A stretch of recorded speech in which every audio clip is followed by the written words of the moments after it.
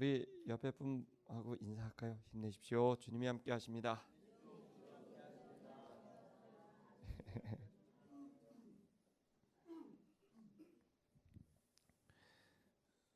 오늘 이 본문의 말씀은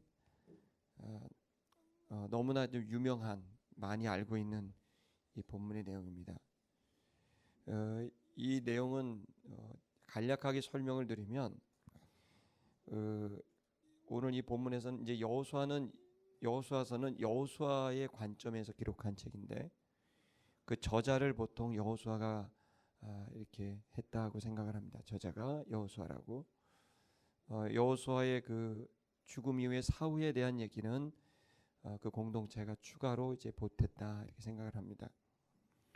그 여호수아가 사실은 이제 성경의 한 66권 가운데 한 권이기도 할 만큼 여호수아의 생애가 대단하지만, 사실은 이제 감추어져 있는 또 다른 여호수아만큼이나 훌륭한 인물이 바로 이제 갈렙입니다.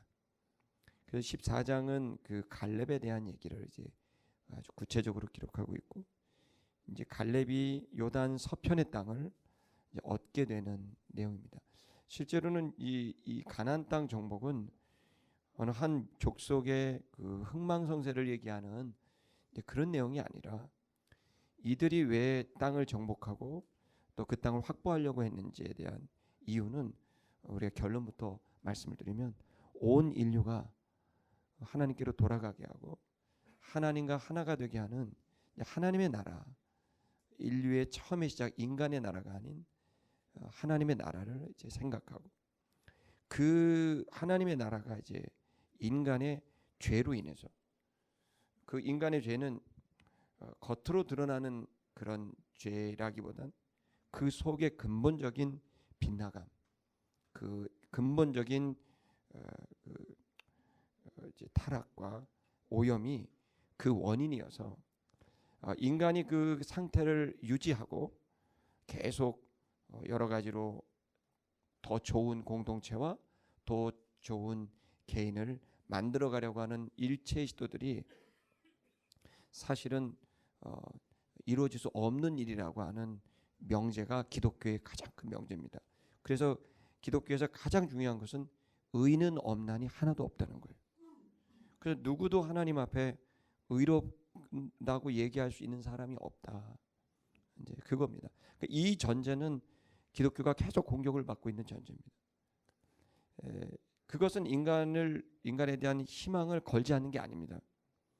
인간에 대한 그 존엄성을 부인하는 내용도 아닙니다. 그것은 그냥 우리가 그런 상태라는 걸 얘기했고, 그곳으로부터 우리는 다시 시작을 해야 되고, 이 근본적인 문제를 해결할 수 있는 방안이 인간에게 이제 없다는 겁니다.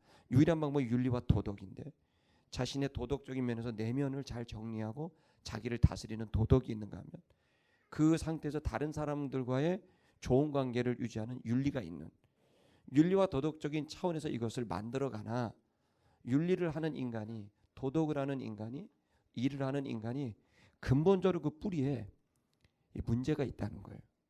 이 이야기는 모든 인간들에게, 이제 인류에게 불편한 얘기지만, 기독교는 거기로부터 이제 시작을 하게 되는 종교입니다.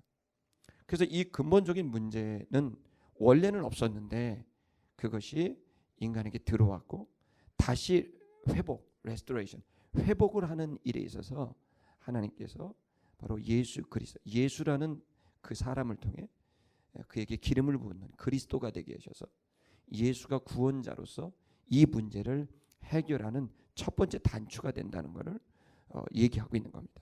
그래서 기독교라는 건 그리스도교를 한자로 표현한 건데, 그리스도교라는 말은, 그리스도란 말이 기름을 부음 받았다, 구원자라는 뜻인데, 이 신에게 기름을 부음을 받고 인류의 문제를 해결하러 온 자가 누구냐라고 했을 때 그가 바로 인간 예수다라고 믿고 있는 게 기독교인 것입니다. 그래서 이 인간 예수가 몸을 입고 와야 되기 때문에, 인간의 이 온 인류를 구원하기 전에 한 지점에서 그것을 시작하는데, 그걸 하나님이 예정하신 땅이 있었다는 거예요. 그 땅이 바로 홀리랜드, 바로 이 지금의 이스라엘의 지역이고, 지금 가나안 땅을 정복하는 일도 바로 이 한 사람 때문에 정복하게 되는 얘기예요. 그래서 아브라함으로부터 시작한 그 전에 수많은 사람들은 하나님께로부터 이것을 약속을 받았고 네 자손으로 인하여 만민이 복을 받게 될 거라는 이 그 한 사람을 통해 복을 받게 될 거라는 이 말씀을 언약을 붙들고 그 땅에서 그 한 사람이 나오기를 기다리고 있었던 거죠. 그래서 그 땅은 그 사람이 나올 때까지 보존되고 그 사람이 나와서 거기로부터 시작하는 온 지구가 귀중하지만 바로 그 한 지점 예수의 탄생과 예수의 죽음이 일어난 바로 그 땅이 귀하다고 믿고 있는 게 이제 기독교입니다. 그래서 이 땅을 그래서 정복을 하는데 이 땅은 겉으로 볼 때는 땅을 정복하는 전쟁 얘기고 정치 얘기고 하나의 민족의 얘기지만 그러나 이것은 영적인 의미에서는 바로 하나님과 우리가 이 땅의 인간이 하나가 되고 일치가 되는 주님의 나라가 오게 하는 바로 그 지점이 된 거죠. 그래서 육과 영이 만나는 지점이 바로 이 땅, 이 가나안 땅이라는 겁니다. 그래서 이 땅을 정복하는 것은 이제 단순하게 얘기할 수 있는 게 아니라 이 땅의 정복은 곧 온 인류의 구원을 이제 예비하고 있는 것이고 이 땅이 정복이 있는 것은 바로 여기에 있는 이제 여호수아와 갈렙이 그 일을 시작하게 된 겁니다. 그래서 여호수아는 예수의 모형이기도 하고 그래서 이 잃어버렸던 땅을 다시 회복하는 것이기 때문에 예수 그리스도를 이제 예수의 모형, 모범이라고 이렇게 얘기도 합니다. 그러니까 우리가 이제 이 본문의 말씀을 보면서 생각해야 될 것은 반드시 승리할 수 있고 회복될 수 있다는 믿음인 것입니다. 그리고 이 하나님의 언약의 말씀이 실제로 우리의 현실 속으로 들어와서 성취될 수 있다는 이 가능성을 우리는 믿고 확신하는 그 믿음이 오늘 이 성경을 대하는 아주 중요한 자세입니다. 그래서 여호수아서를 읽으실 때 여러분이 생각할 건 전쟁 얘기를 흥미로운 전쟁 얘기를 듣는 게 아니라 이 여호수아의 승리가 곧 여러분의 승리고 저의 승리가 될 수 있다는 신념을 가져야 됩니다. 여호수아는 그냥 평범한 이집트의 노예 신분의 군인이었고 그가 가지고 있었던 능력은 너무 적었습니다. 그리고 그가 인솔했던 이스라엘 백성은 40년 동안 광야 생활을 했지만 그 전에 400년 동안 노예들이었어요. 군사훈련을 제대로 받아본 사람이 거의 없을 정도로 이들의 실력은 도저히 가나안 땅을 정복할 수 없는 상태였습니다. 그런데 이들이 이 40년 동안의 전쟁을 통해 얻은 결론이 뭐냐면 이 전쟁이 우리의 힘으로 된 게 아니라 주님께서 전쟁에 개입하고 간섭하심으로 영이신 하나님이 이 육의 세계 속에서 개입하고 간섭하심으로 이곳에서의 승리를 거두시게 하는 그 동력과 그 원인이 되셨다는 것을 우리가 이제 깨닫게 되는 거죠.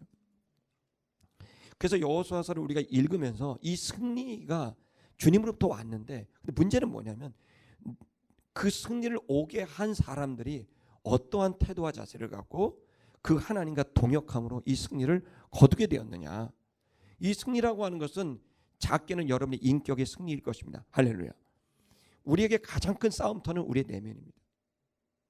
거부할 수 없고 인정할 수 없는 내 내면에 일어나고 있는 욕구와 욕망들과 죄성들, 또 한편에 일어나는 의로운 것과 정의로운 것들이 일어나는 것들, 이 두 가지가 아닌 여러 가지 생각들이 조합이 되면서 얽히면서 수많은 것들이 지금 충돌을 이루어지는 현장은 사실 대한민국이 서울 한복판에 지금 10월 3일 또 어제 서초동 광화문에서 일어난 이런 충돌들은 궁극적으로 보면 긍정적 충돌이라고 생각하나 그러나 이것을 당하고 있는 그것을 지켜보고 있고 또 함께하고 있는 우리 모두에게는 아픈 일일 수도 있는 것.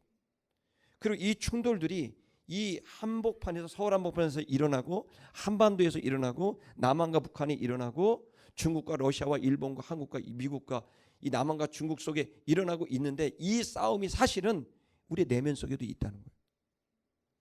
그리고 이 내면에 이 작은 우주와 같은 데 내면에 그 싸움이 일어나고 그리고 그 모든 거대한 동북아시아의 싸움 그리고 남북 한반도의 싸움 그리고 이제 이 진영의 싸움 이 모든 것들에 우리가 승리에 대한 하나님이 승리하시는 것에 대한 우리의 기대는 우리 내면에서 하나님이 승리하게 하셔야만 되는 문제라는 거예요. 그래서 우리 속에 하나님이 승리하게 하시는 것이 무엇이냐라고 생각했을 때 우리는 우리에게 떠오르는 생각들과 우리가 가지고 있는 지금까지의 지식을 뛰어넘는 하나님의 의견이 우리 속에 들어와서 다른 차원 제3의 눈, 제3의 방법으로 바로 하나님의 방법과 생각으로 우리의 인격이 점점 전복하고 다스려지게 되는 이 일이 바로 기독교의 운동인 것입니다. 그래서 기독교는 굉장히 현실적인 운동인 것 같지만 사실은 내면과 마음의 운동이고 그리고 이 영의 운동이고 그리고 이 영이 바뀔 때 우리의 인격이 바뀐다고 생각하고 우리의 영과 인격이 바뀌게 됐을 때 우리의 일의 질이 달라지고 우리의 일의 종류가 달라질 거라고 믿고 있는 종교, 이게 바로 기독교인 것입니다. 그래서 지금 우리가 지금 땅을 정복하는 얘기 같지만 이 땅을 정복하는 얘기를 들을 때 저와 여러분이 생각해야 될 건 먼저 이 땅이 바로 우리의 인격의 땅이라는 걸 생각해 볼 필요가 있다는 거예요. 그리고 이 땅 안에는 악한 그룹들이 있습니다. 실제로 아주 사악하고 조악한 그룹들이 있고 그리고 부족하지만 하나님의 뜻을 쫓아가려는 그룹들이 있고 우리 안에 열망과 실질적인 우리의 부족함과 연약함들이 우리 속에 다 산재되어 있는데 여러분, 오늘 주일에 오신 여러분, 이제 우리가 좀 생각을 다 멈추고 세상으로부터 오는 정보를 멈추고 우리 내면에 우리의 시크릿 가든으로 들어가서 말이에요. 우리의 비밀의 정원, 내면의 정원으로 들어가서 우리의 영혼을 다시 한번 정리하고 깨끗하게 한번 우리가 좀 우리를 좀 돌아보고 청소하는 시간이 되기를 주의 이름으로 축복합니다. 그리고 또 하나 우리가 생각해야 될 것은 여기서의 주인공인 갈렙입니다. 이 갈렙이 어떤 사람이었는가를 우리가 좀 생각해야 됩니다. 조금 뒤에 본문에도 나오시겠지만 처음 이제 교회 오시는 분들도 있기 때문에 갈렙을 잠깐 말씀을 드리면 갈렙이라는 이 사람은 사냥꾼 노예였습니다. 그 추정하지만 거의 맞을 겁니다. 이 사람은 이제 갈렙이란 이름 자체가 개라는 뜻이에요. 개, 사냥개. 그러니까 이 사람 그리고 그니스라는 사람이 그니스의 사람 여분네의 아들 갈렙인데 그니스는 사냥한다는 뜻이고요.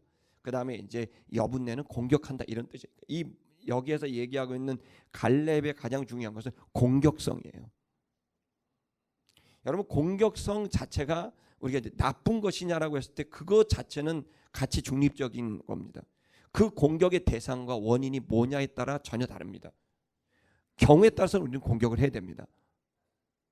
아멘을 안 하시네요. 싸워야 될 땐 싸우는 거죠.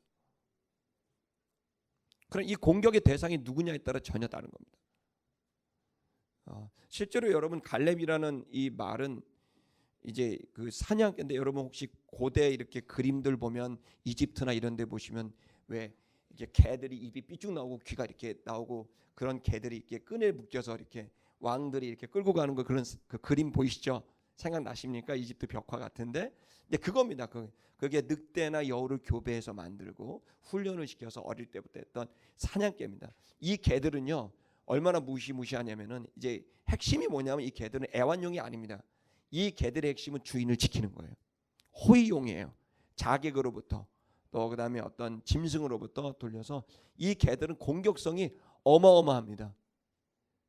어마어마해서 좀 풀어놓으면 그냥 죽습니다. 그냥 잡아 죽이죠. 자기가 죽는 한이 있어도 이제 죽이는 거죠. 제가 예를 들면 제가 어릴 때 저희 논산 제가 이제 논산에 이제 할아버지 따라서 가면 논산의 우시장 옆에 뭐가 있었냐면 개싸움장이 있었어요. 투견장이 있었어요. 여러분 가보신 적이 있는지 모르지만 안 가보는 게 좋습니다. 기억하고 싶지 않은 기억이 거기 있습니다. 한 3-4번을 제가 간 적이 있는데 갔는데 개들이 이제 전북 일대와 충청남도 일대에 이제 무서운 개들은 다 와 있는 거예요. 그걸 딱 가는데 벌써 그 개들의 소리는 웡웡이 아닙니다. 여기 동네 그냥 이런 견들이 아닙니다. 근데 개라 그래 죄송합니다. 이제 요즘 말을 바꾸셔야 돼. 그 개라고 하면 안 되죠. 요즘 뭐라 그래야 되죠? 예? 예? 견공이라고 안 하고 요즘 뭐라 그러죠? 예? 그러니까 개라 그러시면 큰일 나요. 반려견님이라고 불러야 돼요. 지금은 이제 단어들이 많이 바뀌었어요. 지금 우리가 이거 빨리 익혀야 돼요. 그럼 개 지나간다 그러시면 안 돼요. 반려견이 지나가신다 이렇게 생각해요. 존중해 줘야 돼요. 개인권까지 왔어요. 근데 이제 견권까지 왔죠. 견권. 근데 제가 어릴 때 이제 그 가면 할아버지 따라갔는데 이제 할아버지 소를 이렇게 하시고 그다음에 이제 딱 갔는데 이제 거기서 소판 돈으로 이제 여기 갖고 이제 도박을 하는 거죠. 이제 거기를 이제 할아버지 하셨다는 거는 제가 모릅니다. 그렇지만 할아버지가 이제 저를 데리고 소를 파시고 그다음에 거기 가신 거는 분명합니다. 이제 가셨는데 이제 구경을 가신 거라고 저는 이제 믿고 있습니다만은 기억이 제가 생생한 게 너무 충격적이라 개들이 저보다 더 커요. 까만 도사견들이 너덜너덜한 여러분 그 카리스마는 상상을 초월하게 무섭습니다. 온몸에 상처투성인 개들이 여기 다 묶여 있는데 다 이래요. 근데 서로 보게 안 해요. 벌써 싸우니까 공격성이 뭐 말할 수도 없는 거니까 이게 다 이게 칸막이로 나눠져 있어서 이 옆에 개를 못 보게 해놓은 거예요. 방들이 있어요. 근데 이제 그 번호표를 비표를 받아갖고 이제 준비하고 있는 거예요. 싸움장에 가면 사람들도 그렇지만 막 다 흥분의 도가니가 돼갖고 피가 튀기고 막 개들이 귀 잘라지고 난리가 납니다. 코 잘라지고 가만히 있잖아요. 얘가 설명을 여기까지. 그 끔찍한 거기를 이제 가면 사람들이 막 돈다발 들고 난리가 난 거예요. 근데 거기를 딱 가는데 제가 충격적인 장면을 본 거예요. 그 무서운 개들이 이제 죽음을 앞두고 싸움을 앞두고 있는 걸 본인들도 알아요, 다 개들이. 그런데 이제 지금 주인이 이제 제가 이제 뒤에 가서 무서워갖고 뒤에서 이렇게 숨어 있었어요. 제가 어릴 때 너무 끔찍해서 뒤에 갖고 이렇게 숨어 있는데 막 개싸움 소리 나고 막 난리 났는데 주인이 개를 데려온 거예요. 그 싸움을 앞둔 개가 한 마리가 있는데 정말 눈을 마주칠 수가 없을 정도로 무섭게 생겼어요. 이기는 게 나 건드리지 마 이거예요. 근데 주인이로 보이는 어떤 아저씨가 허름한 아저씨가 슉 가더니 그 개한테 딱 가니까 개한테 가자 개가 갑자기 움츠리더니 손에서 먹을 거를 이렇게 딱 주니까 이 개가 어찌할 뻔하고 어떻게 그래? 이게 막 너무 감동을 받았나 봐 개가 이런데 하더니 그걸 딱 이렇게 색시처럼 새색시처럼 그러는 거예요. 개가 그 주인 앞에서 어찌할 바를 모르는 거예요. 이 도사견이. 나 그거 너무 놀란 거예요. 걔가 갑자기 얼굴이 확 바뀌는 거야. 이 무시무시한 도사견에서 애완견으로 확 바뀌어요. 주인이 그를 먹자마자 주인 가자마자 다시 도사견으로 돌아. 죽음을 앞두고 이제 싸움을 앞둔 거야. 근데 내가 이제 이게 어릴 때 몇 번 한 3-4번을 갔었는데 그 장면들이 이제 저한테 뇌리에 남는데 나중에 제가 이제 성경을 보고 할 때 갈렙을 해석을 하는데 그 장면이 딱 떠오르는 거예요. 이 갈렙이라는 이 사람의 그 우리가 캐릭터를 이렇게 보자는 거예요. 이 갈렙이 어떤 거냐면 도사견으로 생각하시면 돼요. 이 사람은 사냥꾼이었던 게 분명해요. 그 여기 지금 이름들이 다 사냥과 관련된 단어들이에요. 그럼 사냥꾼 노예였어. 40세까지.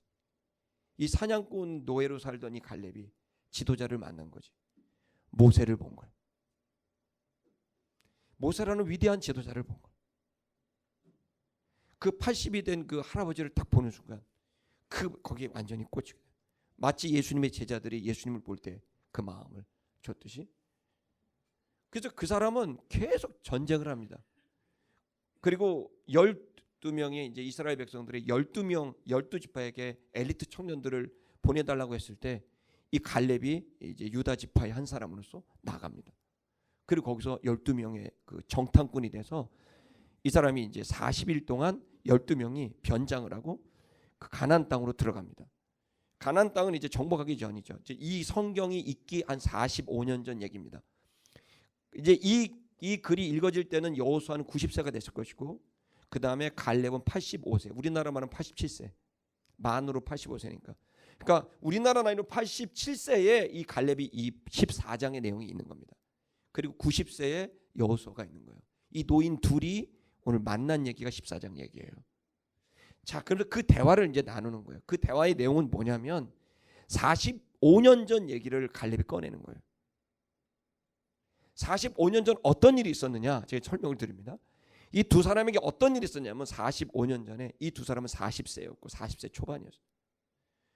이들은 청년이었고 80세가 넘은 모세를 쫓아다녔던 사람이에요. 근데 12명의 정탐꾼을 갖고 40일 동안 가나안 땅에 들어갈 것이니 너희가 정탐을 하라 그래서 보낸 겁니다. 근데 돌아왔는데 여러분 잘 알다시피 10명은 이번 전쟁을 할 수 없다. 우리는 들어갈 수 없다라는 결론 내립니다. 이유는 뭐냐면 이 가나안 땅의 족속들이 너무나 강력하기 때문에 우리의 전투력으로는 이길 수가 없어. 그러니 우리는 이제 큰일이 났다라는 이 정보가 10명의 정보입니다. 근데 이 정보가 틀린 건가요? 아니요. 정확한 정보였어요. 실제로 이길 수가 없는 거죠. 히타이트족들입니다. 청동기에서 철기로 가는 최초 문명. 청동기 칼과 철기의 칼이 부딪히면 청동기는 다 구부러집니다. 이길 수 없는 문명의 차이, 레벨의 차이. 그리고 여러분 에모리 족속, 에모리 대학교도 있듯이 여러분 에모리 족속은 여러분 알다시피 여러 차례 말씀드린 함무라비 법전을 했던 족속이 에모리 족속입니다. 뛰어난 지력과 군사력과 그리고 철옹성 같은 요새들을 곳곳에서 세워놨는데 어떻게 이깁니까? 못 이깁니다. 그들의 10명의 정보는 정확한 정보였지만 그런데 이제 우리가 집중해야 되고 성경이 우리에게 제시하는 건 정확한 정보를 전해주는 게 중요한 게 아니라 이 성경이 말하고 있는 건 정확한 정보 너머에 있는 하나님의 의견에 대한 하나님을 믿는 사람이 이 정보를 어떻게 대해야 되는가에 대한 얘기를 담고 있는 거예요. 그때 당시 여호수아와 갈렙은 10명은 정확한 정보를 전했지만 여호수아와 갈렙도 똑같은 정보를 받았지만 여호수아와 갈렙은 이걸 어떻게 해석을 했냐면 해석하는 기준을 이 정보 자체로 해석한 게 아니라 하나님이라는 존재, 여호와 하나님이라는 존재, 그리고 그분이 약속의 존재, 그러니까 그분의 약속이 이 땅을 주겠다고 하셨기 때문에 그걸 근거로 하나님과 그분의 약속을 근거로 이것을 해석한 거예요. 뭐라고 하냐면 그들은 강력하다. 그러나 주님이 우리에게 붙이실 것이다. 이게 여호수아와 갈렙의 해석이었어요. 전달했단 말이에요. 우리가 지금 이제 정보를 잘 알아야 되는 것, 팩트를 알아야 되는 것과 함께 해석을 잘해야 되는 게 더 중요합니다. 정보보다 더 중요한 건 해석이거든요. 이 해석을 잘해야 됩니다. 근데 이 해석에는 반드시 기준이 필요합니다. 무엇을 어떤 관점에서 해석할 거냐, 이 사건을 어떤 관점에서 해석할 거냐. 오늘 여러분 우리가 지금 많은 사건들을 바라보면서 이 팩트를 보면서 여러 가지 해석들이 있습니다. 그 해석들은 당연히 있어야 되고 그 해석들을 우리 들어야 됩니다. 그러나 그리스도인 여러분은 오늘 이 시간 한 번 더 생각해야 될 건 우리 모두의 공통의 해석의 기준은 여호와 하나님의 입장에서 이 사건은 어떠한 의미와 가치를 지니고 있느냐라는 해석이 우리 속에 필요한 것입니다. 제가 이제 나중에 말씀을 드리겠지만 우리들이 지금 신촌에서 정말 끔찍한 일들이 지금 벌어지고 있습니다. 여기는 오피스텔의 거의 3분의 1, 4분의 1이 성매매 장소로 쓰여지고 있습니다. 실제로. 모텔이 없어지면 뭐합니까? 다 새로운 형태로 진화하고 죄는 잠을 자지도 않고 너무나 성실하게 죄인들은 죄를 확산시키고 있습니다. 지금도 나가시면 수많은 이단들이 길거리를 정복하고 있습니다. 어디서 돈이 났는지 센터를 수백억짜리를 세우고 죄는 쉬지도 않고 자지도 않고 끊임없이 성실하게 죄는 확산이 되고 있습니다. 그에 비해서 하나님의 사람들, 빛된 우리들은 어떠한가? 정보에 따르면 우리는 못 이깁니다. 제가 볼 때 신촌이 거룩하게 되긴 글렀습니다. 홍대가 거룩하게, 연남동이 거룩하게 되긴 글렀습니다. 애시당초. 그게 정보입니다. 그래서 다 떠납니다. 떠날 수밖에 없습니다. 변화는 있지 않습니다. 똑같은 반복이 계속될 뿐입니다. 마치 내가 어디에 시간 안에 갇힌 것처럼 똑같은 시간이 시작했다, 기도했다, 사람 모였다, 했다가 사람이 시들어졌다, 이사 갔다가 또 살아했다, 졸업했다가 또 나갔다, 다시 했다, 또 기도했다, 또 했다. 끊임없이 갑니다. 여러분, 우리의 정보는 이길 수 없고 희망이 없어 보이고 어떻게 이 북핵의 문제, 남북의 문제, 6개 국가의 문제, 이런 문제가 어디서부터 어떻게 해결합니까? 그래서 그것에 대한 많은 정보들과 노력들, 연구가들이 하겠죠.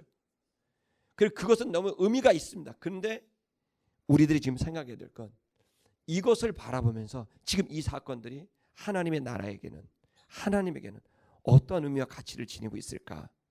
여러분, 이 눈이 저와 여러분이 있다면 우리는 10명의 사이드가 아닌 2명, 여호수아와 갈렙의 사이드로 갈 수 있고 그것을 통해 우리 인생이 뭔가 값어치게 될 수도 있다고 저는 확신하고 있습니다. 아멘. 자, 우리가 이제 갈렙을 좀 볼 필요가 있습니다. 1절을 좀 보시죠. 자, 아래와 같으니라 했습니다. 이제 뭐냐면 이스라엘 자손이 가나안 땅을 취했습니다. 이제 취했죠. 자, 이것이 완료 형태로 이제 이루었습니다. 완벽하게는 아닌데 가나안이 전체가 이제 전쟁이 그쳤어요. 그 얘기는 뭐냐면 힘이 기울어졌다는 거예요.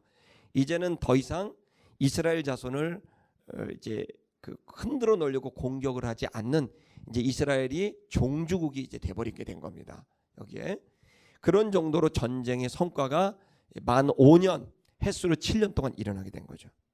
자, 그 다음에 어떻게 될까? 이 땅이 너무나 넓으니까 이 땅을 12개의 지파들에게 각각 나눠줘서 그 지파들이 그 땅을 거룩한 홀리랜드로 지키라고 이제 명령을 주는 거죠. 사실은 여러분 이 이스라엘은 아주 특이한 나라입니다. 이건 이 나라를 정복을 해서 땅을 정복해서 부강해서 세계 최고의 나라가 되겠다라고 하는 꿈이라기보단 이들이 이 땅을 지키는 이유는 한 가지요. 한 사람이 오게 하고 싶은 거예요. 그 메시아, 그 그리스도가 오게 하고 싶은 거예요. 그래서 이 땅을 보존해야 되는 거예요. 그리고 그가 다스리는 나라가 여기서 시작될 거라는 믿음을 갖고 있기 때문에 이 땅을 계속 지키는 것은 그것은 민족의 미래, 또 인류의 미래에 아주 긍정적인 영향을 끼칠 거라고 이제 믿고 있는 겁니다. 그래서 이들이 이제 땅을 받았지만 이 땅을 왕 혼자 독차지한 게 아니에요. 여러분 생각해 보세요. 여호수아가 대장이었습니다. 이 전쟁을 성공했습니다. 자, 그럼 다 누구 땅입니까? 여호수아 나라가 돼야죠. 여호수아가 대장이었고 옆에 누구도 지도자가 아닌데 그럼 여호수아의 왕국이 돼야 되잖아요. 그냥 여호수아 대단하다고 보는 거예요. 정복 전쟁 그렇게 하고 애를 썼으면 그럼 내 것도 좀 챙겨야 될 거 아니에요. 여러분 놀랍습니다. 여호수아서 읽어보시면 알겠지만 여호수아밖에 없습니다.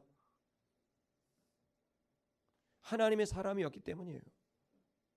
이건 인류가 절대로 그걸 못해요. 그는 신의 사람이었기 때문에 신을 따라갔던 거예요. 신이 얼마나 중요한데요. 신이 없다면 우리는 갈 때까지 가요. 그리고 그것을 위선으로 덮을 거예요. 그게 뭐 좌냐 우냐 이런 문제가 아니잖아요. 인간은 그냥 부족해. 실수를 하게 돼 있고 잘못을 하게 돼 있어. 이 근본적인 문제를 해결할 방법은 그리스도 예수밖에 없다는 게 기독교의 주장인데 이걸 믿느냐 안 믿느냐는 건 여러분이 선택할 문제입니다. 그래서 저는 이걸 믿습니다. 이걸 믿게 된 이유는 제 내면의 변화입니다. 변화가 시작되는 거예요. 여호수아는 신의 사람이었어요. 여호와 하나님의 사람이었어요. 그래서 그는 정복을 한 다음에 자기 나라를 이룬 게 아니라 하나님의 말씀을 그대로 순종합니다. 그래서 나눠줍니다. 아래 보시면 나눠주는데 여러분 보시면 레벨이 나와 있죠. 엘르에셀이 나와 있고 여호수아가 나와 있고 족장들이 나와 있어요. 여러분이 정복하는 지도자라면 누가 이것을 주도하겠습니까? 여호수아가 맨 위로 가 있죠. 그런데 엘르에셀 들어보셨어요? 지금까지 나오지도 않다 갑자기 나왔어. 여호수아에서 엘르에셀이 누굽니까? 아론의 아들입니다. 아론이 누굽니까? 대제사장입니다. 종교가예요. 그러니까 이 땅의 분배는 처음부터 어떤 정치적인 분배가 아니었어요. 경제적인 분배가 아니었어요. 이 땅의 분배는 영적인 분배였다는 거예요. 그래서 그 주도를 누가 하냐면 엘리에셀이라는 대제사장이 이 땅의 분배를 주도하게 되는 거예요.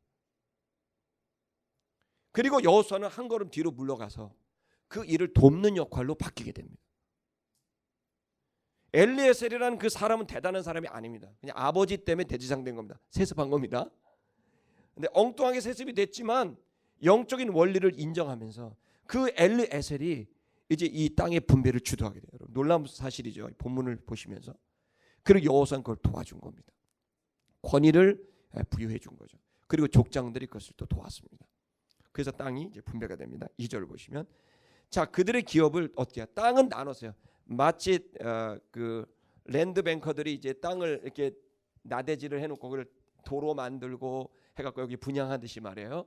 분양하는 것처럼 일단 땅을 다 나눴어요. 12개 지파로 나눴어요. 12개로 나눴죠. 근데 이걸 누가 할지는 몰라요. 요단 동편은 정했어요. 본인들이 하겠다 그래서 상처받은 3개 지파가 했죠. 자, 이 9개 지파 반 지파는 지원한 게 없어요. 그냥 그 땅을 바둑판 나누듯이 나눈 거예요. 그냥 엘리에셀이 주도가 돼서 나눴어. 자, 이게 좋은 땅 나쁜 땅이 있을 거 아닙니까? 근데 그 땅을 누가 할지는 제비를 뽑았다는 거예요. 그 얘기가 뭐예요? 이 땅은 처음부터 정치적 배려나 경제적 배려가 아니었다는 거예요. 이건 영적인 사명에 따라서 이 땅을 거룩하게 죄로부터 물리치고 하나님의 나라와 의가 이 땅에 실현하게 하기 위한 그 역할을 책임을 갖고 각 지파가 그 땅을 지켜주라는 거예요. 마치 아담에게 에덴 동산을 지켜달라고 부탁한 것처럼. 그렇게 그 땅에게 마치 하나님이 에덴 동산을 아담에게 네가 이것을 지키고 다스리라고 부탁했지만 아담이 그건 실패했죠. 그 여자가 그걸 실패함으로 들어오게 됩니다. 그것처럼 이 12개 지파에게 나누고 네가 그 땅을 지켜달라고 이제 부탁을 하는 겁니다. 지파들에게. 자, 그것을 여호와의 명하신 대로 했다는 거예요. 지금 계속 여러분 여호수아가 지향하고 있는 것은 여호와의 뜻이에요. 여호수아는 철저하게 주의 종이었던 거죠. 자기의 의견이 아닌 여호와의 의견을 계속 쫓아갔던 겁니다. 더 보겠습니다. 3절을 보면 왜냐하면 이제 12지파 반은 동쪽을 줬기 때문에 요단 동쪽을 줬기 때문에 9지파 반은 서편을 주게 됐다. 그 얘기입니다. 그 다음 9절. 그 다음에 레위지파는 주지를 않았다. 레위지파는 바로 그 하나님이 분깃이었다는 거예요. 이 레위지파가 왜 안 줬을까요? 하나님 놀라운 전략이에요. 그게 뭐냐면 레위지파는 다 찢어버려요. 그리고 11지파 거기에마다 다 집어넣는 거예요. 그래서 그들의 레위지파의 역할은 뭐냐면 각 지파가 계속 하나님과 관계를 유지할 수 있도록 돕는 역할을 레위지파가 해주는 거예요. 그 레위지파는 땅을 덩어리로 받지 않아요. 그들이 받는 건 그들의 집터, 또 그들이 이제 좀 먹고 살아야 되니까 그런 조그만 들, 창고를 지을 수 있는 것, 그런 성읍, 조그마한 것들 뿐이지 전체 덩이로 나머지 11지파처럼 받지는 않았다는 거예요. 그래서 이들의 역할은 뭐냐면 땅에 집중하는 게 아니라 영혼에게 집중하고 그 지파 각 영혼들이 하나님과의 관계가 원활하게 될 수 있도록 그 역할을 해주는 게 레위지파의 역할이었던 거예요. 그러면 나머지 11지파는 그 12지 그 레위지파가 하는 그 일을 통해서 10의 1조를 통해 그들을 먹이고 입히게 되는 거죠. 그래서 이 선순환 구조로 이제 조직을 만들어 놨어요. 그러니까 이스라엘 공동체는 영적인 공동체였던 거예요. 그 다음 넘겨주시면 4절에 5절을 보면 그 중에서 므낫세와 에브라임 지파는 요셉도 한 지파가 돼야 되는데 이제 두 지파가 왔고 레위가 빠지면서 두 지파가 이제 들어오게 됐다는 얘기를 합니다. 그리고 그들은 이제 다시 한번 얘기하고 있는 것은 이제 그들은 아무 분깃도 주지 않았다. 레위 지파는 여기서 계속 강조하고 있는 건 레위 지파죠. 레위 지파는 땅을 받지 않았고 뭘 받았냐? 여호와의 사명을 받았다라는 걸 얘기합니다. 그 레위 지파에게는 이 땅을 아무 분깃도 주지 않았다. 뭐만 줬느냐? 오직 거처할 성읍과 그리고 가축과 재물을 둘 약간의 땅을 받고 있었다. 이건 여호와가 명령하신 것이다.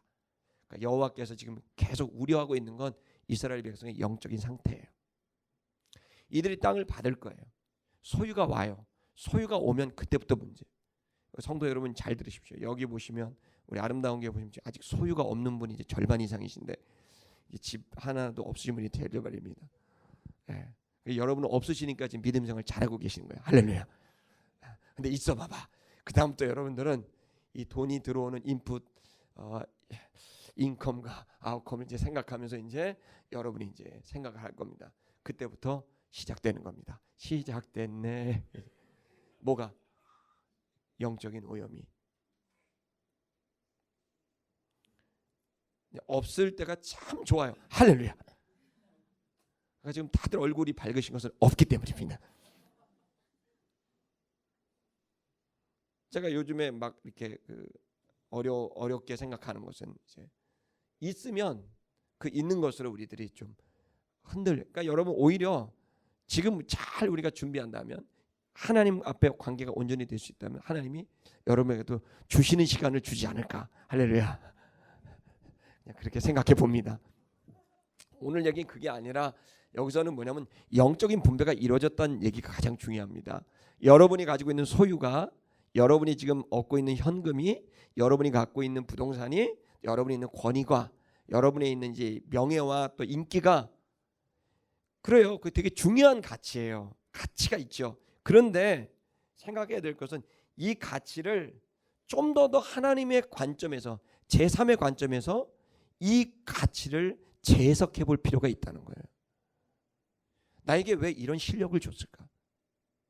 나에게 왜 이 재정을 주셨을까? 나에게 왜 이 자리를 주셨을까? 나에게 왜 이러한 명예를 주셨을까? 이 재해석의 과정이 없다면 그리스도인으로서 살아가기 굉장히 어려우실 거예요. 그래서 우리가 의식이 깨어 있어야 돼요. 여러분의 의식을 깨워서 이제는 한 가지를 더 생각해야 돼요. 제3의 눈에서 나를 바라보는, 제3의 눈에서 나를 바라보는 이 시선을 계속 우리는 갖고 있을 때, 이 영적인 작업이 있을 때 하늘에서 나를 보는 거죠. 그 하늘에서 나를 보는 이 시점을 계속 가지고 있을 때 우리는 우리가 이 땅에 온 이유와 목적을 성취할 수 있는 기회가 꼭 열릴 수 있을 것이라고 믿습니다. 여호수아는 그 길을 갔었던 거고 이스라엘 공동체는 그 길을 가기 위해서 레위 지파를 그렇게 흩어버리게 된 겁니다. 자, 그대로 이스라엘 자손들은 행하겠습니다. 넘겨주시면 이스라엘 자손은 그대로 행했습니다. 순종했습니다. 그들이 그 땅을 나누었습니다. 자, 이제 다 나눠지게 됐고 제비가 뽑혀졌습니다. 그 다음 어떤 일이 벌어졌을까요? 레위 자손이 그 여호수아를 찾아왔습니다. 다 분배가 끝난 다음에 이거 레위 자손이 찾아온 이유는 뭘까요? 므낫세 자손이나 르우벤 자손처럼 가서 이 땅을 달라고 찾아왔을까요? 분배가 됐는데 여호수아님 이거 좀 문제가 있는 것 같습니다. 이러려고 찾아갔나요? 이거 누구 편애하시는 거 아닙니까? 이 편협된 거 아닙니까? 이렇게 얘기하려고 한 게 아니라 내용은 굉장히 놀랍습니다. 헌신하려고 찾아갔어요. 다 끝났는데 유다 지파가 여호수아를 찾아갑니다. 길갈에 있는 여호수아를 찾아갑니다. 이제 결론부터 말하면 유다 지파는 아직까지도 생존한 지파가 됐습니다. 나머지 11지파는 사라졌습니다. 이스라엘 역사 속에 여기 유다 지파만 남아있고 지금 그래서 유다인이라고 부르는 거예요. 유태인이라는 말이 바로 저 지파가 생존해서 남은 말이에요. 여러분 영원히 생존하고 싶으면 헌신하셔야 됩니다. 유다 지파가 장남도 아닌데 유다 지파 찾아왔어. 길갈이 이제 캐피탈이죠. 길갈에 이제 찾아온 겁니다. 찾아와서 캐피탈에 찾아와서 얘기를 합니다. 근데 그 대표로 누가 오느냐? 갈렙이 옵니다.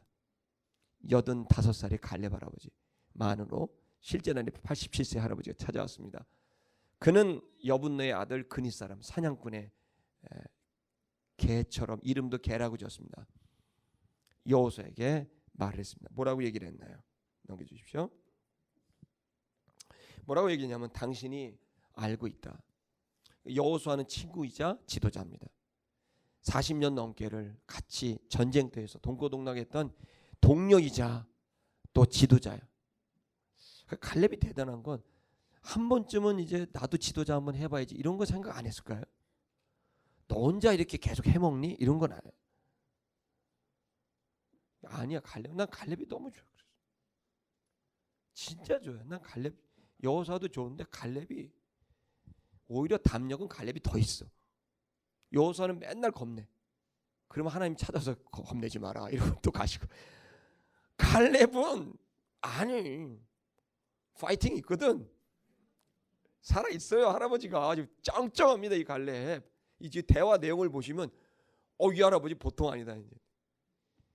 이제 얘기를 합니다. 찾아와서 조용히 찾아와. 근데 갈렙이 뭐가 염려가 되냐면 아직 정복하지 않는 땅들이 있었던 거예요. 아주 예민한 땅, 아주 까다로운 땅, 정복하기 어려운 곳곳에 이제 그 남아 있는 땅들이 있는 거예요. 그러니까 여호수아를 찾아왔습니다. 그러면서 당신은 알고 있다. 여호수아, 당신은 알고 있지 않냐? 기억하고 있지 않냐? 여호와께서 모세에게 하나님의 사람 모세에게 말씀하셨던 걸 나와 당신에 대한 얘기를 알고 있지 않냐? 이야, 45년 전에 얘기하는 거예요. 가데스 바네에서 여호와께서 하나님의 사람 모세에게 당신과 나에 대해서 말씀한 걸 당신 알고 있지 않냐? 도대체 뭘 얘기를 했을까요? 넘겨주십시오. 모세가 얘기했다. 모세가 얘기할 때 내 나이가 40세였다. 내가 40의 청년 때 나를 보냈지 않냐? 그는 여호와의 종이었고 우리를 정담케 하려고 가데스 바네에서 이 땅 가나안으로 우리를 보냈던 그 모세가. 그러니까 모세라는 걸 이렇게 강조해. 그러니까 이제 모세가 말한 내용이에요. 근데 모세의 주어를 이렇게 수식을 해요. 위아래로. 그래서 이제 뭘 얘기하냐면 모세는 믿음으로 살았거든. 모세는 철저하게 백성들이 다 돌을 던져도 모세는 철저하게 하나님 편이었고, 그리고 마지막에 느보산으로 조용히 사라졌거든. 평생을 헌신하다가 조용히 사라졌어, 느보산으로. 그러니까 모세에 대한 이 갈렙의 존경심은 이루 말할 수 없는.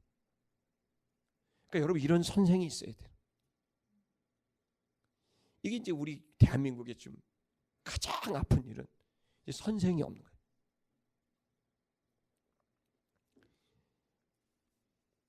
아비 같은 사람이 없는, 아버지 같은 사람이 없는. 근데 이제 그가 이제 우리를 불렀던 그 나이가 이제 모세가 이제 80이 된 거야. 아니, 갈렙이 80이 된 거야. 그 시점으로 돌아온. 그러면서 뭐라고 얘기했냐 보십시오. 그랬고 그 모세에게 나는 돌아왔고 보고를 했다. 내 마음에 성실한 대로 보고를 했다. 넘겨주세요. 그런데 그때에 내 형제들은 돌아와서 나와 함께 올라갔던 형제들은 백성들의 간담을 높게, 용기를 꺾게 만들어 낙심하게 만들었다. 10명의 형제들은.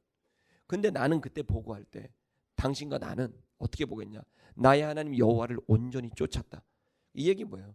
나도 그 형제들과, 형제라고 말하잖아요. 배신자라고 말 안 하잖아요. 형제라는 말은 같다는 거예요. 나도 똑같은 생각이었다. 40일 동안 가보니까 못 이기겠더라. 너도 그렇게 생각했고 나도 그렇게 생각했지 않냐? 근데 너도 나도 우리는 여호와를 쫓기로 했지 않냐? 그래서 내가 나의 하나님 여호와를 온전히 쫓았다. 그래서 내가 여호와 못 이기지만 여호와가 붙이면 이긴다고 말했지 않냐? 그걸 기억하지 않냐? 그러고 났더니 그 다음 넘기세요. 모세가 그날에 그 보고를 듣고 말을 했지 않냐? 뭐라고 말을 했느냐? 너무 감동을 받아서. 그게 모세의 의견이었거든요. 근데 모세는 백성들의 의견을 따릅니다. 그것은 이 백성이 그 값을 치러야 된다고 생각했기 때문에. 그건 하나님의 명령이었어요. 모세는 백성을 설득하고 싶었어요. 모세의 마음에는 여호수아와 갈렙의 의견이 자기의 마음이었어요. 그래서 가고 싶었는데 백성이 이제 대다수의 백성이 못 간다고 결론을 내서 우리 죽게 만든다고 하니까 하나님이 화가 나셔서 40일에 하루에 1년씩 해서 40년을 너희가 방황하게 될 거라는 그 대가를 치르게 될 거라고 하나님 말씀하셨기 때문에 이 모세는 너무나 고통스럽게 가데스 바네아에서 눈물을 머금고 가나안으로 안 가고 광야로 다시 들어가는 거예요. 그리고 40년을 보낸 거예요. 이 모세의 심정이 어땠을까? 그리고 여호수아 갈렙의 심정이 어땠을까? 이 단 3명, 장정만 60만 명인데 그 중에 단 3명만이 하나님께 온전히 쫓았던 그 아픔이 가데스 바네아의 사건이 너 기억하지 않냐? 얘기를 하는 거예요. 그때 모세가 우리에게 얘기했다. 우리 한번 따라해 볼까요? 네 발로 밟는 땅은 다 너에게 줄 것이다. 모세가 너무 감동을 해서 이 사람들, 2사람 청년들에게 말, 네 발로 밟는 땅은 다 내게 줄 것이다. 그게 여호수아 1장에서 나옵니다. 내 발로 밟는 것마다 다 내게 주리라 하지 않았느냐. 그 땅이, 네가 밟는 그 땅이 너와 내 자손의 영원한 기업이 될 것이다. 이유는 네가 나의 하나님 여호와를 온전히 쫓았기 때문이다. 여러분, 지금 영혼 같은 믿음의 고백이 필요합니다. 우리의 데이터는 불확실입니다. 아니, 불안입니다. 우리는 못 이길 것입니다. 제가 조금 전에 말씀드린 대로 아름다운 교회가 신촌 아름다운 교회잖아요. 이 신촌이 바뀔까요? 어떻게 여러분이 묻고 싶습니다. 이 신촌이 거룩한 홀리랜드로 회복돼서 곳곳에 찬양과 경배가 있고 막 하나님의 역사가 있고 청년들이 막 예수를 믿고 양육돼서 민족과 열방이 미래를 향해 막 나가는 그 아름다운 역사가 일어나게 될까요? 데이터를 얘기해 보세요. 데이터를 지금. 데이터가 그게 아멘이에요. 데이터가. 여기 여러분 하루 24시간 이 예배당 앞을 보세요. 어떤 일을 보시는지 아세요? 이곳에 얼마나 죄가 부지런히 관영하는지를 알 수 있어요. 이 젊은들의 생각이 어디를 향해 가고 있는. 근데 젊은이만 그런 게 아니야. 남녀노소 가릴 것 없이. 오늘 우리가 여호수아 갈렙의 이 믿음, 이게 이제 우리 필요한 거예요. 근데 이제 갈렙이 그걸 갖고 온 거야. 여호수아 모세가 얘기했잖냐. 하나님이 모세에게 얘기했고 모세가 우리한테 얘기했잖냐. 뭐라고 얘기했냐. 주의 종이 너와 네 발로 밟는 것을 다 너와 네 가족에게 주리라고 하지 않았냐. 이건 약속이다. 하나님의. 뭘 얘기하고 싶은 거야. 난공불락의 저 요새를 내가 들어가겠다는 거야. 내가 밟으면 주실 것이라는 거야. 이야, 갈렙이 지금 논리를 펴는 거예요. 지금 여호수아를 설득하는 거야. 아마 여호수아는 이제 은퇴하세요. 갈렙, 우리 수고했어. 이제 좀 쉬어야 돼. 그랬을 거야. 여호수아가 실제로 끝냈으니까 피니시한 거예요. 여호수아는 여기서. 근데 갈렙이 찾아서 끝이 아니야. 여호수아를 설득하는 거야. 안 끝났어. 여호수아. 아직 땅이 남았어. 갈렙이 훨씬 나은 것 같아. 조용히 찾아와서 끝내니까 조용히 찾아와서 얘기를 하는 거예요. 그런데 뭐라고 얘기를 하냐면, 보세요. 이제 보십시오. 여호수아여, 날 보아라. 여호와께서 나를 생존하게 했다. 난 45년 동안 전투를 했다. 근데 살아남았다. 여호와께서 말씀하신 대로 45년 동안을 내가 생존하게 됐다. 아마 갈렙은 온몸에 상처가 있을 거예요. 얼마나 많은 전쟁을 했어요. 온몸에 상처투성이었을 거예요. 상처투성인 이 노인네, 아흔이 다 된 노인이 찾아와서 나를 생존하게 하셨다. 내가 숨이 붙어있다. 날 살게 하셨다. 45년을. 언제부터? 여호와께서 이 말씀을 모세에게, 이 말씀이 뭡니까? 네 발로 밟는 것을 내게 주겠다라고 했던 이 말씀을 하신 때부터 45년을 생존하게 했다. 그리고 광야에서 이것이 실제로 이루어졌다. 행하게 됐다. 우리는 광야에서 다 죽었어야 된다. 왜? 다 죽었어요. 여호수아 갈렙 남기고 다 죽었습니다. 광야에서. 출애굽 1세대가 다 죽었습니다. 심지어 모세도 못 들어갔습니다. 오직 여호수아 갈렙, 그 말씀을 들었던 그 두 청년만 살아남은 거예요. 그러니 이것을 하나님의 뜻으로 해석한 거예요. 나 장수했어. 그게 아니야. 난 생존했어. 그게 아니야. 왜 살게 하셨을까? 여호수아 왜 너와 나를 살게 하셨을까? 45년을 다 죽었다. 우리 형제들은, 우리 아비들과 형제들은 다 죽었지만 너와 내가 살았다. 왜?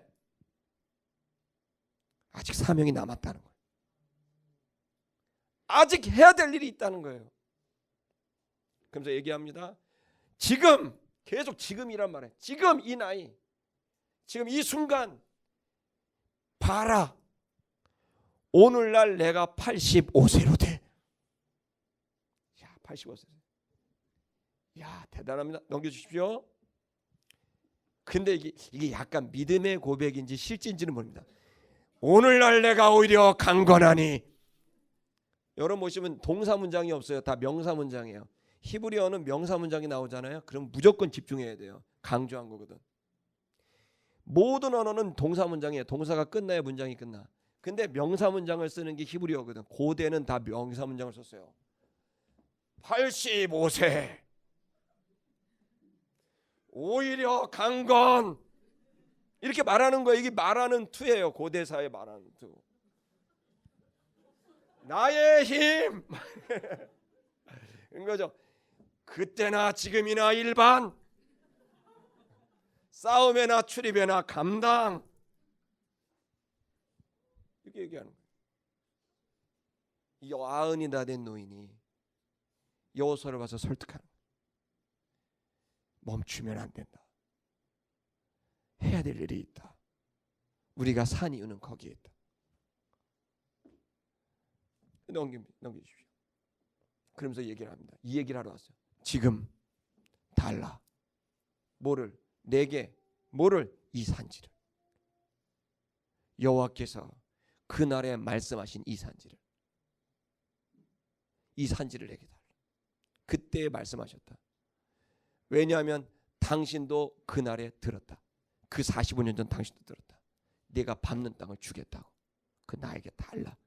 진짜 어딜 달라는 겁니까? 그 땅은 바로 안악자손이 있고 있는 가장 정복하기 어려운, 가장 어려운 땅입니다. 안악이라는 건 이게 목이란 뜻이요. 넥. 그래서 목이 하나 큰 사람들이에요. 거인족이에요. 이들은 이제 거인족이고 안악자손은 어마어마한 거인족이고 이 피지컬뿐만 아니라 엄청난 또 아래 보시면 그 성읍들은 크고 거대하고 견고해서 난공불락의 산지예요. 산악지역. 지금 헤브론입니다. 그 헤브론 지역에 안악자손이 군락을 이루면서 사는데 누구도 못 가요. 겁나서 못 가요. 그런데 이 갈렙이 뭐라 하냐면 내가 필경 쫓아낼 거다. 야, 할아버지는 못 당해요. 그들을 쫓아낼 거다. 여호와께서 말씀하신 대로 주의 말씀은 영원하고 그 약속은 지켜지게 된다. 내가 발로 밟으면 떠나가게 된다. 여호수아야, 이 전쟁은 그렇게 했던 거다. 나에게 기회를 달라. 저 산지는 나한테 줘라. 내가 밟을 거다. 여러분, 갈렙이 찾아온 저 난공불락의 안악자손의 성은 산지는 좋은 땅이 아니에요. 부자가 되는 땅도 아니에요. 저 땅은 가장 어려운 땅이에요. 누구도 외면하는 땅이에요.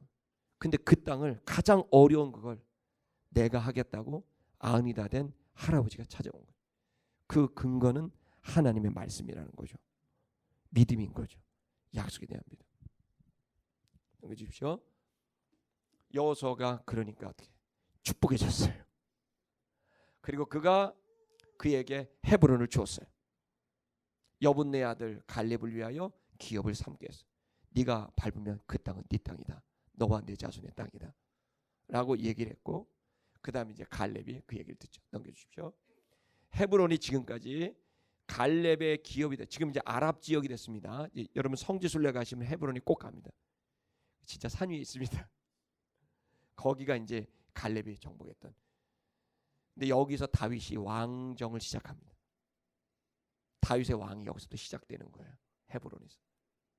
그러니까 이 땅은 굉장한 의미가 있는 겁니다. 그리고 오늘날까지 이르렀고 거기에 나중에 어때요? 여러분 가나안 정복이 완성이 되는 때가 언제입니까? 시작은 여호수아가 했지만 완성은 누가 해요? 다윗이 합니다. 바로 이 땅에서 지도자로서 추앙받는 다윗이 그 수백 년간의 가나안 정복을 완성하게 되는 일이 벌어지게 되는 거죠. 이 갈렙이 이제 그 일을 한 겁니다. 그런데 그게 된 것은 이유를 말합니다. 이는 그가 갈렙이 이스라엘의 하나님 여호와를 온전히 쫓았다는 거예요. 쫓았는데 온전하게 쫓았다는 거예요. 주님의 편이었다는 거죠. 그리고 그걸 설명합니다. 옛 헤브론의 이름은 기럇 아르바다. 아르바는 아낙 사람 가운데 가장 큰 사람의 이름이에요. 지금 뭐 베트남의 호치민시가 사람 이름으로 했잖아요. 그런 것처럼 이 아낙 여기 기럇 아르바가 이제 아르바가 사람 이름이에요. 아낙 자손이 가장 강한 사람. 근데 그거를 물리치고 거기를 헤브론이라고 이제 만들게 됐고 그 땅의 전쟁이 그쳤다. 이제 정복이 끝났다는 얘기를 하고 있습니다. 아름다운 성도 여러분, 지금 우리가 지금 굉장히 어려운 이제 아주 까다롭고 어려운 지경이 있습니다. 민주주의는 원래 많은 의견들이 있고 다양한 의견들이 있기 때문에 쉽게 뭐가 무너지거나 하지는 않습니다. 그리고 이제 우리는 직접 민주주의 제도에 들어왔기 때문에 87년 이후에 이 대한민국은 한 사람의 표가 뭔가를 결정할 수도 있는 그러한 때가 됐습니다.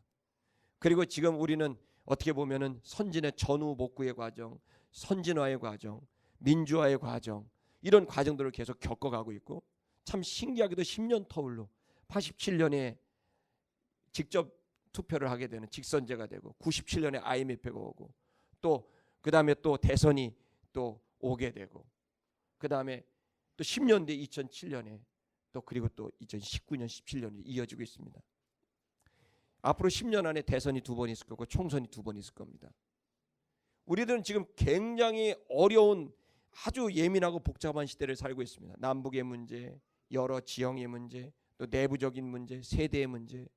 지금 세대가 6.25 이후에 그 70년대 세대가 있고 또 7, 80년대 민주화 세대가 또 따로 있고 그다음 요즘에는 90년대 아예 그 민주화나 선진화하고 아무 가난에서 벗어나는 그런 세대와 상관없이 전쟁의 세대와 상관없는 90년대 세대는 저희 아들 딸하고 얘기를 해보지만 마치 병자호란 얘기, 민주화 때 이렇게 데모하고 이런 얘기하면 병자호란 얘기쯤, 임진왜란 얘기쯤으로 아무 상관없이 들어요.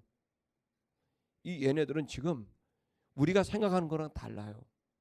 우리에게는 너무 과거가 우리의 목숨을, 저도 여러분 여기 정강이 뼈 이렇게 보시면 정경들한테 곤봉 맞아서 뼈가 다 빠개졌어요. 톱니 같아. 만져보시면 두들두들해요. 하도 터져서 피가 줄줄 나도 계속 곤봉으로 때리니까 정강이를 이제 양쪽 무릎 앉아 한번 보세요. 와서 정강이가 이렇게 톱니처럼 돼 있어요. 그게 다 빠개진 거예요. 곤봉이 맞아서. 그러면서 이거 독재타도 양키고 한 건데 그게 이제 잘했냐 못했냐 이 얘기를 하는 게 아니에요. 그 내 젊은 날은 그랬어. 근데 그렇게 해갖고 그래서 이제 지금 이렇게 돼갖고 인마 니들도 막 얘기하면 옛날에 다 잡혀갔어 인마 막 이렇게. 근데 병자호란쯤으로 생각하더라고. 애가 무슨 얘기를 하는지 몰라. 관심무. 얘네들의 지금 관심이 뭐냐. 이 엄청난 국제화가 이 속에 들어와 있고 문화적인 센스가 들어와 있고 이 아이들이 지금 이게 전혀 다른. 근데 우리는 지금 계속 막 그 전 세대는 이제 민주화 전 세대는 이제 태극기를 들고 민주화 세대 때는 또 촛불을 들고 지금 막 이렇게 되는 거 아닙니까? 근데 이제 또 다른 애들이 이미 벌써 와 버린 거예요. 대학부를 와서 보시면 정말 이제 대화가 안 되는 이제 에일리언입니다. 리걸 엘리언 합법적 외계인들이 이제 와 있습니다. 지금 얘네들이 대화가 안 통합니다 지금. 근데 세대는 그렇게 바뀌어요. 시대적 사명과 시대적 이슈가 다 달라. 시대 정신이 다 달라. 이거 인정해야 돼. 나는 어느새 제가 꼰대가 됐어요. 왜냐하면 대학부 가서 야 이렇게 살면 되냐? 똑바로 이 자식들아. 애들이 이제 그다음부터는 안 만나. 오지 말래. 어느샌가 모르게 나의 과거의 몇십 년이 30년 40년의 시간을 나는 얘네들한테 뭔가를 말하는 나의 대단한 자원으로 생각했으나 걔네들은 그걸 대단하게 보지 않는다는 거야. 이걸 인정하기가 너무 어려웠어. 내가 어떻게 살았는데, 우리가 어떻게 돈을 벌었는데, 우리가 어떻게 민주화를 만들었는데, 근데 이걸 이렇게 아무렇지도 않게 생각하는, 어떻게 교회를 개척했는데, 어떻게 했는데, 이거 저는 어느 사람인가 모르게 나도 모르는 꼰대가 돼 있더라. 이래라 저래라 하고 있다. 근데 그러나 변함없는 게 있어요. 주의 말씀은 영원하고 주님은 영원한 거야. 역사의 원줄기가 있어.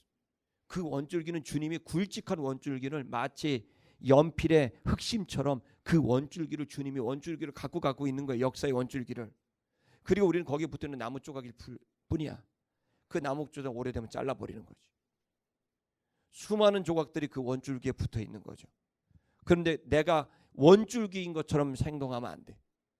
그리스도인들은 우리가 죄인과 부족한 자인 줄을 아는 그거로부터 시작해. 모든 지혜와 능력이 주님께로부터 왔다는 사실을 인정하고 그 주님의 의견을 묻고 주님의 힘을 도움을 구하는 게 기독교인의 자세인 거죠. 자, 그렇다면 지금도 우리는 희망이 있는 건 주님이 대한민국에 살아있습니까? 안 살아있습니까? 저는 제가 이 설교를 준비하면서 자신에게 선포합니다. 나는 갈렙이다. 아멘. 우리 한번 따라해볼까요? 나는 갈렙이다. 아멘입니까? 한번 따라해볼까요? 내 발로 밟는 것은 주님이 주신다.